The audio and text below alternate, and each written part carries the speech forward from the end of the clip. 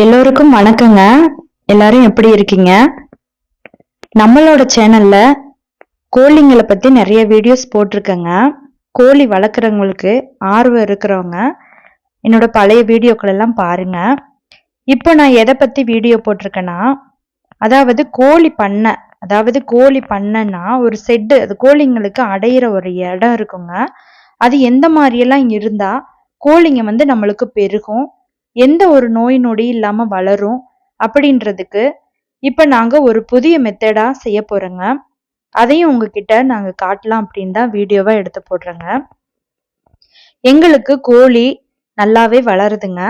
அதுக்கு தகுந்த மாதிரி அவங்கள பராமரிப்பு எப்படியெல்லாம் பராமரிக்கணும் அப்படின்றத 5 வருஷ அனுபவமா நாங்க நிறையவே இம்ப்ரூவ்மெண்ட் பண்ணியிருக்கோங்க. அதுல ஒண்ணு இப்ப பண்றதுங்க.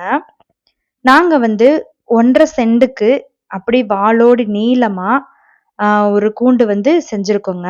ஃபர்ஸ்ட் நாங்க கூண்டு போட்டுட்டு தான் அதுக்கடுத்து நாங்க வீடுன்றதே கட்டினோங்க.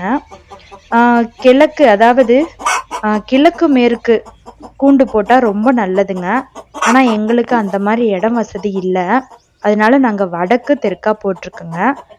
எதுக்கு கிழக்கு மேற்கா போடணுன்றாங்கன்னா, இந்த வெயில் இளம் வெயில், காலையில இளம் வெயில் அடிக்கணும் கூண்டுக்கு, அதாவது கொட்டகைக்கு.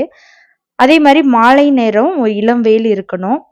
அதுக்கடுத்து மதிய நடுப்பகல் வெயில் கூண்டுக்குள்ள வரக்கூடாதுங்க, ரொம்ப ஹீட்டா இருக்கும். அந்த மாதிரி முறையில தான் அப்படி சொல்றாங்க.